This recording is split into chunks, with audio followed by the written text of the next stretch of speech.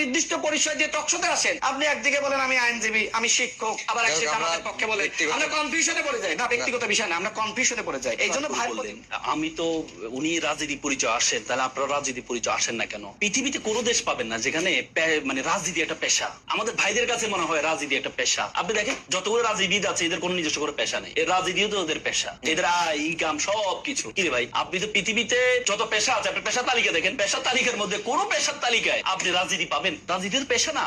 আপনি নিজস্ব একটা পেশা থাকবে, এরপর আপনি রাজনীতি পছন্দ করতে পারেন, রাজনীতি দল করতে পারেন, কিন্তু আগে তো আপনার একটা পেশা লাগবে। আপনি যত দেখবেন সবাই নেতা, কিন্তু কারো কোন পেশা নাই।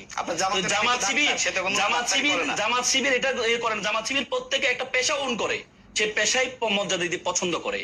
আর বিএনপির রাজনীতিতে হচ্ছে আমাকে রাজনীতি আমার একটা পেশা, আমাকে ওন করতে হবে, আমাকে দেখাইতে হবে আমি নেতা, আমি এটা নেতা সেটা। আমার কোনো পোস্ট না থাকলেও আমি নেতা। আমার ভাই কোনো পোস্ট আছে কিনা আমি জানি